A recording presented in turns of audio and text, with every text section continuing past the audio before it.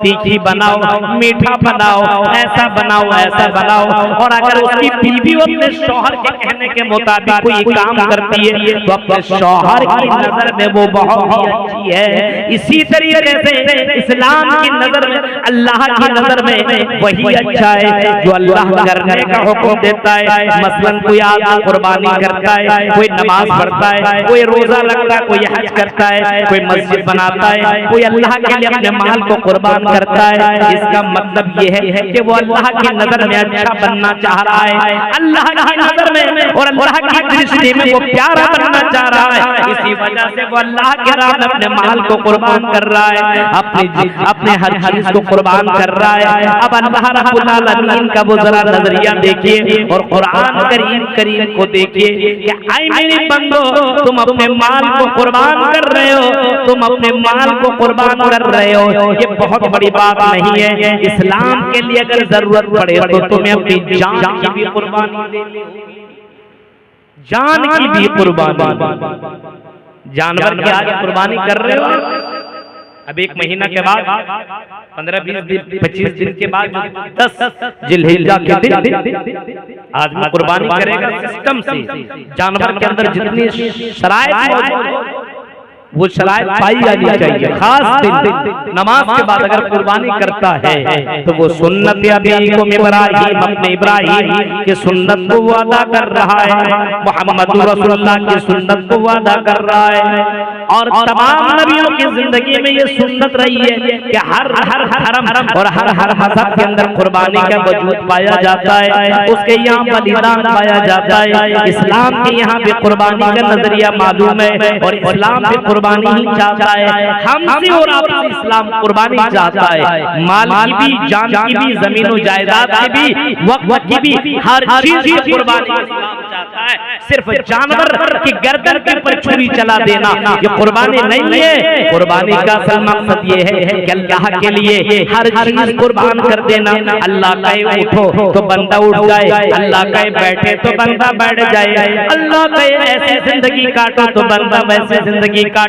अल्लाह का ये हलाल है और बंदा उसको हलाल समझे, अल्लाह का ये हराम है बंदा उसे हराम समझे। अल्लाह कहे ऐ मेरे बंदे कुरान पढ़ना ये मुझे बड़ा पसंद है और बंदा कुरान की तिलावत करे और इस्लाम के लिए और इस्लाम सीखने के लिए रात की तारीकी में जा करके इस्लाम सीखे।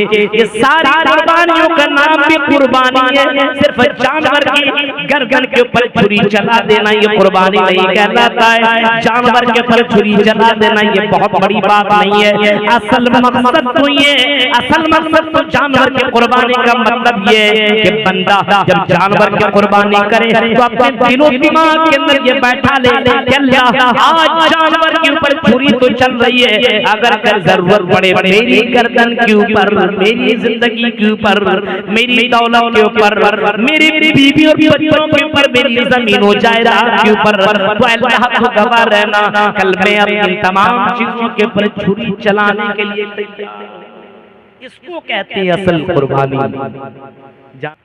प्यारे बच्चों और पर्दा नशीन माँ और बहनों, रात काफी हो चुकी है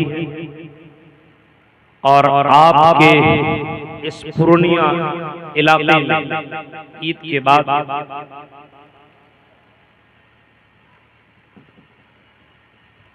पहली बार इस तरफ आने का मुझे मौका मिला। हालांकि हमारे मोहतरम मजहर नदवी साहब बजरिया शेख इसहाक आलियावी 3 महीना कबल इस प्रोग्राम का उन्होंने डेट लिया था और अल्लाह के फजल करम से प्रोग्राम वक्त पर हुआ। और जब मैं आपके यहाँ पहुंचा तो तादाद बहुत ज्यादा थी, लोगों की भीड़। मैंने एहसास किया कि यहाँ के लोगों में वाकई दीन इस्लाम के लिए कुर्बानी का जज्बा है। जब मेरी गाड़ी कार गुजर रही थी और जहां से गुजर रही थी पीछे जहां पे बहुत सारी ऐसी चीजें लगी हुई है जिससे बच्चे खेलते हैं, उन जगहों में बहुत ज्यादा भीड़ थी। और जब मेरी गाड़ी आगे पहुंची स्टेज तक और इसके करीब से निकली तो मैंने देखा कि पीछे जगह बिल्कुल खाली है, उस तरफ जगह भरी भरी। अफसोस इस बात का है कि प्रोग्राम जिस मकसद के लिए किया जाता है आज के मुसलमान उस मकसद को भी नहीं जानते और अपने मकसद को छोड़ करके दूसरी चीजों में लगे रहते हैं। ये बहुत अफसोस की बात है। आज का जो माहौल आज के दौर में सबसे ज्यादा हमें और आपको इस्लाम के लिए, अपने दीन और धर्म के लिए कुर्बानी देने की जरूरत है।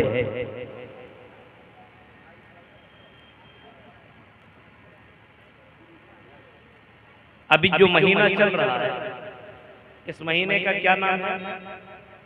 क्या नाम है, कोई बताएंगे?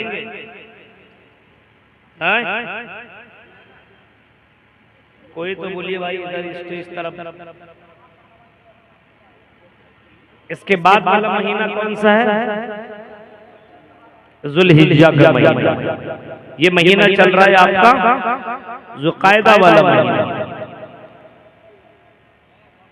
अब इस्लामी एतबार से ये महीनों के आखिरी महीना है ज़ुल्क़ाइदा, ज़ुल्हिज्जा। ये 11वां, उसके बाद 12वां, उसके बाद फिर मुहर्रम शुरू हो जाएगा। ज़ुल्हिज्जा के महीने में खास काम किया जाता है 10वीं तारीख को, उसको नहर बोलते, कुर्बानी बोलते हैं। और कुर्बानी के लिए तो मुसलमान तैयार है। कुर्बानी करेंगे, क्यों नहीं करेंगे? हम तो मुसलमान है, कुर्बानी करेंगे। अच्छा, कितने के जानवर लिए हो मौलवी साहब? बहुत बड़ा जानवर लिए। अपने यहाँ वैसा जानवर किसी ने नहीं लिया। 20,000, 25, 30 और शहरों में चले जाइए तो बाकायदा आजकल शोबाजी का काम होने लगा, दिखावा, रियाकारी। 10 लाख रुपए में हमने ये जानवर लिया है। क्यों? अरे मौलवी साहब, इसमें अल्लाह का नाम लिखा हुआ था, अल्लाह। 10 लाख में हमने ले लिया। पूरे मोहल्ले में सबसे हाई का हमने कुर्बानी किया। 10 लाख रुपए की कुर्बानी। 10 लाख रुपए की तुमने कुर्बानी दी? जी हाँ, हमारे यहाँ किसी ने इतनी महंगी कुर्बानी नहीं दी। चलो, बड़ी अच्छी बात है भाई, आपने 10 लाख रुपए की कुर्बानी दी। 15 रुपए की, 15,000 रुपए की आपने कुर्बानी दी, 15 लाख रुपए की। अल्लाह रब्बुल आलमीन की यहाँ ये मायने नहीं है और ये अहमियत वाली बात नहीं कि आपने कितने लाख रुपए की कुर्बानी दी। यहाँ इस बात के ऊपर गामज़न है और अल्लाह रब्बुल आलमीन की दृष्टि और उसकी नजर में ये सबसे अहम वाली बात है कि आपने वो कुर्बानी अल्लाह के लिए की कि वो कुर्बानी लोगों के लिए। सबसे अहम बात है, लोगों के लिए आपने की, कोई मायने नहीं, अल्लाह के लिए की तो वही सबसे बड़ी बात, सबसे बड़ी बात।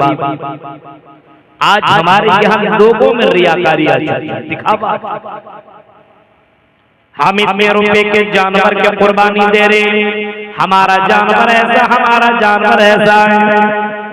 ये तो खास महीने में खास जानवर के ऊपर खास शर्तें पाई जाती हो, तब कुर्बानी आपके काबिल कबूल और आपकी कुर्बानी शायद कि आपके दिल के ऊपर, तकवा के ऊपर डिपेंड करता है कि आपकी कुर्बानी काबिल कबूल होगी या नहीं होगी।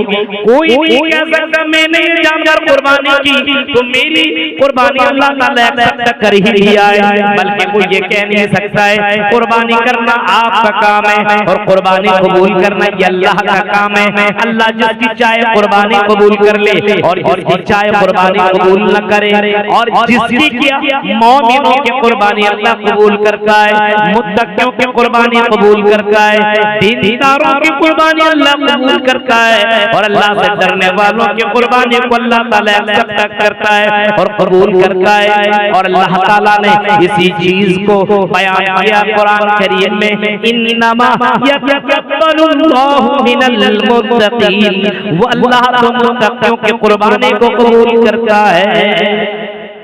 ये मस्जिद जो आपके यहाँ बन रही है, अभी उसी के ताल्लुक से ये जलसा हो रहा है।